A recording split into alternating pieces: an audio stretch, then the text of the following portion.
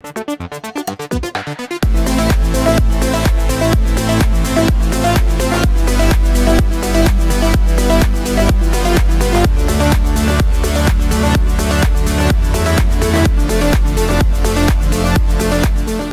à tous et bienvenue pour une nouvelle émission de 100% Quintet. Direction l'hippodrome de Vincennes ce mercredi 4 décembre pour le prix de Villers-Cotterêts, une course européenne pour chevaux âgés de 6 et 7 ans n'ayant pas gagné 176 000 € sur la distance des 2100 mètres de la grande piste. Le départ est prévu aux alentours de 13h55 en réunion 1, course 1. Nous allons passer maintenant au tableau des partants. Le tableau des partants, donc avec cette course derrière l'auto-start, du numéro 1 à 9, les chevaux seront en première ligne et de 10 à 14 en seconde ligne. On va commencer donc avec le numéro 1, Certainly.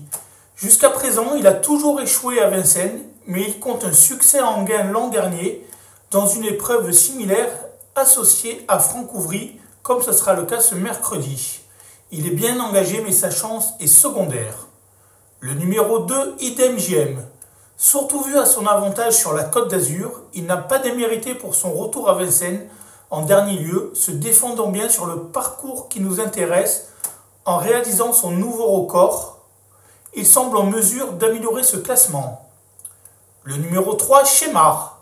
Lauréat sur ce parcours à la sortie de l'été, il n'a pas confirmé ensuite sans avoir le meilleur des parcours. Évoluant dans sa catégorie, il faut le retenir en bon rang. Le numéro 4, Donizetti. Il n'a plus rien fait de bon depuis sa 3e place dans une épreuve similaire lors du précédent meeting d'hiver. Il aura contre lui de faire sa rentrée après avoir changé d'entraînement. Le numéro 5, In Envry. Lauréat ce printemps sur un parcours de tenue à Vincennes, il vient de prouver qu'il était également compétitif sur ce parcours de vitesse, venant de faire l'arrivée d'une épreuve similaire sur 2100 mètres. Sa place est encore à l'arrivée. Le numéro 6, Joy Alissa. Cette concurrente suédoise va courir pour la première fois sur notre sol, et même si elle reste sur de bonnes performances sous la selle, elle a aussi bien fait à l'attelé, notamment sur les parcours de tenue. Pour une première en France, on la regardera courir.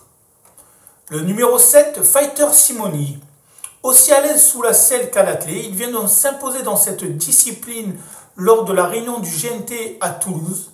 Mais avant cette victoire, il s'était bien défendu à Vincennes sur un parcours de tenue. Il est peut-être meilleur sur les parcours de tenue justement, mais sa place est à l'arrivée. Le numéro 8, Ibra Mélois. Après son bon meeting à Cannes-sur-Mer l'hiver dernier, il a été absent plusieurs mois et vient de faire une rentrée discrète à Vincennes. Il a encore besoin de courir et on peut prendre le risque de l'éliminer. Enfin, le numéro 9, GK Justus, ce sera donc le dernier concurrent qui partira en première ligne. Il s'est imposé dans un quintet à Vincennes sur 2850 mètres l'hiver dernier et vient de bien courir dans un événement à Mokanchi, prenant une prometteuse 3e place. Son retour en forme lui vaudra des supporters, malgré sa position toute à l'extérieur en première ligne. On va attaquer maintenant les chevaux partant en seconde ligne, et notamment le numéro 10, Fetlock Joint. 7e de cette épreuve l'an dernier, il avait avant cette sortie réalisé de bonnes choses en province.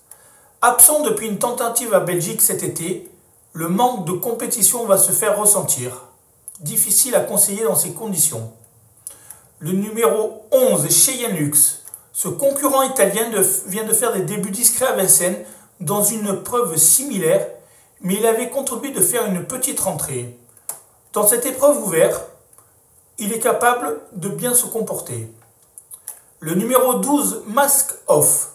Longtemps entraîné en Finlande, il vient de rejoindre l'écurie de Dominique Locqueneux et pour sa première sortie à Vincennes, il s'est mieux comporté que ne l'indique le résultat brut et aurait joué les premiers rôles sans une faute en fin de parcours. Il faut le reprendre en confiance. Le numéro 13, Night Point Lice. Il court en France depuis ce printemps et compte notamment 3 succès au trot monté, mais aussi une probante victoire à l'attelé cet été à Enghien sur un parcours de vitesse.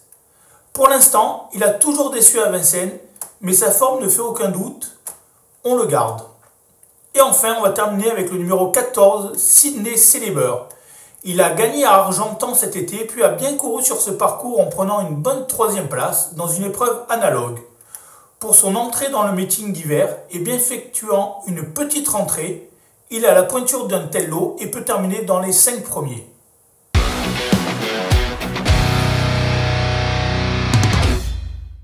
Alors, mon préféré dans ce quintet, le prix de Villers-Cotterêts, sera le numéro 3, Chémar. On ne lui tiendra pas rigueur de ses 2 récents échecs à ce niveau où il a été mené de façon trop offensive, mais on préfère le juger sur sa victoire du 19 septembre sur le parcours qui nous intéresse, comme on peut le voir dans notre course référence dans le prix de l'hippodrome de Castambert. Chémar faisait preuve d'une nette supériorité dans la phase finale, réalisant une excellente réduction kilométrique en marchant 1,11. Il n'aurait qu'à répéter cette performance pour jouer la gagne. Ensuite, j'ai fait confiance au numéro 5, Inenvry. Sa récente fin de course dans le prix Misard, le 15 novembre sur le parcours, n'est pas passée inaperçue. En effet, comme on peut le voir ce jour-là, dans notre course référence, Inenvry réalisait 600 derniers mètres de très bonne qualité pour prendre une 4e place dans une épreuve similaire. Confirmé sur ce tracé de la grande piste de Vincennes où il a terminé 5 fois sur 9 dans les 5 premiers et performant pieds nus, il a terminé 8 fois dans les 4 premiers en 10 tentatives sans faire. C'est un candidat à la victoire, d'autant plus qu'il sera drivé par Mathieu Mottier qui ne cesse de s'illustrer depuis quelques jours.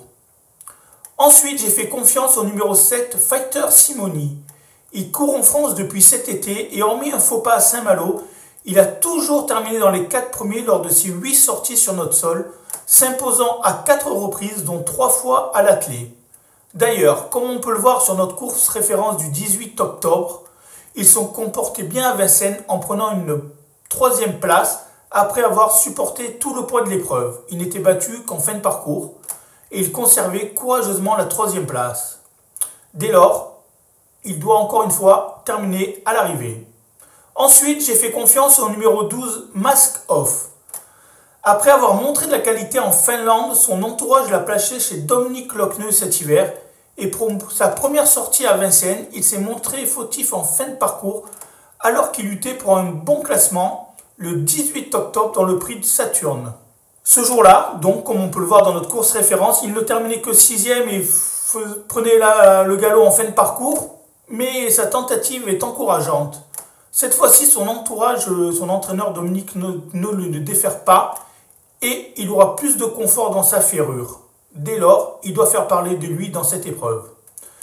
Enfin, mon 5e cheval sera le numéro 2, Idem Gem. Pour son retour à Vincennes, il a mieux couru que ne l'indique son classement sur ce parcours le 29 octobre dans le prix de Nancy, prenant une encourageante 7e place en terminant sur la même ligne que Chémar. Comme on peut le voir, c'était une arrivée serrée. Il terminait quasiment à la même place que Chémar qui sera mon favori. Dès lors, cette ligne semble être bonne. Et il a aussi de très bonnes performances à Cannes-sur-Mer, comme une 2e place sur un parcours de vitesse derrière la bonne Calmia Quick cet été, le 15 août notamment.